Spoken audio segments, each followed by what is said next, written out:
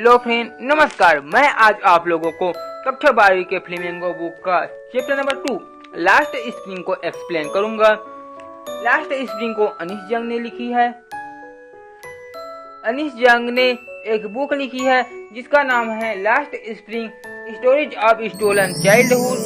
उन्हीं बुक के कुछ अनुभागों को लिया गया है।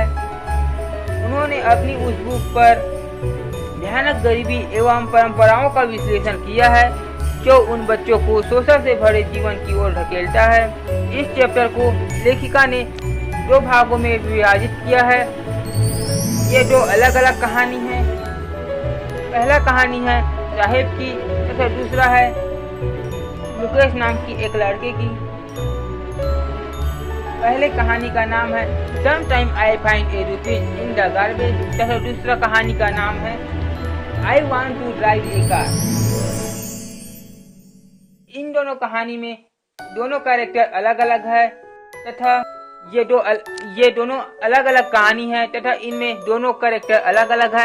लेकिन जो लेखिका हमें संदेश देना चाहती है उन दोनों कहानी में कॉमन है।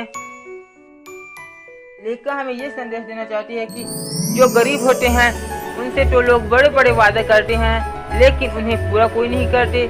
तथा दूसरा ये कि जो गरीब होते हैं वे बच्चे अपने सपने पूर्ण नहीं कर पाते तथा वे शोषण में ही अपने जिंदगी गुजारते हैं, यानी कि बाल मजदूरी के बारे में बताया है। तो पहले हम देखेंगे sometime I find a rupees in the garbage. यह कहानी साहेब की है। साहेब पहले ढाका में रहते थे। वहाँ उनके हरे भरे खेत तथा घर थे। जो कई वर्ष पहले कई तूफान आए जो उन्हें बहा ले गए। इसीलिए वे लोग बड़े शहरों में सोने की तलाश में आ गए। उसकी माँ उसे बताती है और वे लोग दिल्ली के सीमापुरी इलाके में रहते हैं। सीमापुरी एक ऐसे इलाके हैं जहाँ पर जो घर होते हैं वो मिट्टी के हैं तथा जो उनके छप्पर यानी कि जो छत होते हैं वह टीने की या तिरपाल की बनी हुई है। वहाँ पीने के लिए पानी की कोई व्यवस्था नहीं है। जो साहब होते हैं वह रग पिकिंग यानी कि कूड़े कचरों को बीनने के काम करते हैं। कहती है कि जो साहब वह प्रतिदिन उनके पड़ोस के कूड़े के ढेर पर कुछ छानबीन करते रहते हैं। तभी जो लेखिका होती हैं वह सवाल करते हैं कि तुम यह क्यों करते हो। तब जो साहब होते हैं वह बताते हैं कि मुझे करने के लिए और कुछ नहीं है। तब जो लेखिका होती हैं वह बोलते हैं कि तुम स्कूल जाया करो। साहब होते हैं वह बताते हैं कि मेरे आसपास कोई स्कूल नहीं है। जब मैं बड़ा हो जाऊंगा तब मैं जरूर स्कूल जाऊंगा। फिर जो लेखिका होती हैं वह मजाकी अंदाज में बोलते हैं कि क्या मैं एक स्कूल बनाऊंगा तो क्या आप वहां आओगे। तब जो साहब वह मुस्कुराते हुए बोलते हैं कि हाँ मैं जरूर आऊंगा। कुछ दिन बाद देखते हैं कि जो साहब होते हैं वो दौड़ते हुए आ रहे होते हैं और आने के बाद लेखिका से सवाल करते हैं कि क्या आपका स्कूल तैयार हो गया। तब लेखिका असमंजस में उत्तर देते हैं कि नहीं, स्कूल बनाने के लिए काफी समय लगता है। जो लेखिका होते हैं वह काफी दुख महसूस करते हैं।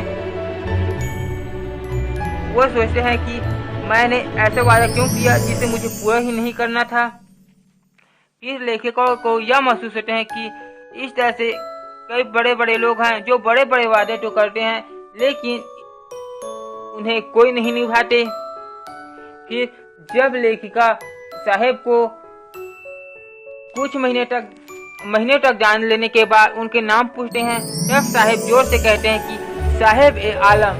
साहेब ए आलम का अर्थ होता है लॉर्ड ऑफ यूनिवर्स यानी कि संसार की स्वामी।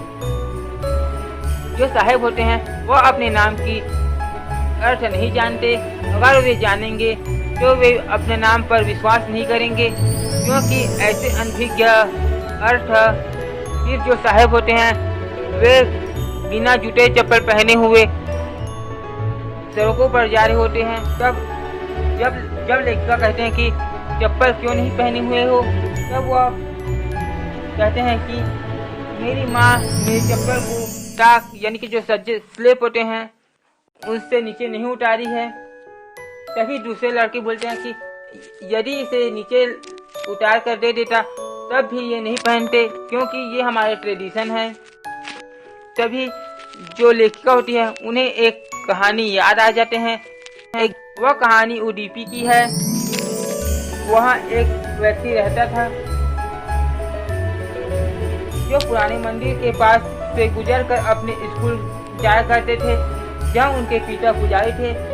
वह उस मंदिर की देवी से प्रतिदिन प्रार्थना करते थे कि मुझे एक जूता दिला दे, मैं उस जूते का ख्याल रखूंगा। वह हमेशा एक जोड़े जूते के लिए प्रार्थना करते रहते थे। इस जोड़ से बाद वह उसके नगर पर जाते हैं तो वह देखते हैं कि वहाँ खालीपन तथा उजाड़ सा वातावरण है। मंदिर के पिछवाड़े पर अब एक नया पुजारी रहते हैं। वहाँ लाल और सफेद प्लास्टिक के कुर्सी होते हैं।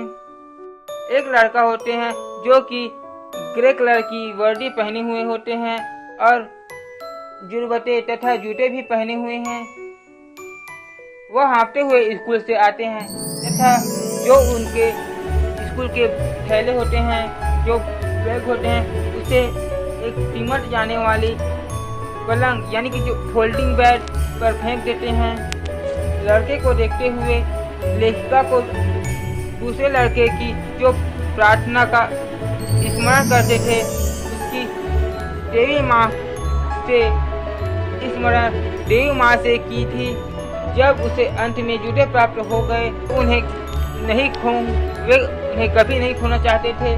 देवी ने दूसरी प्रार्थना स्वीकार कर ली।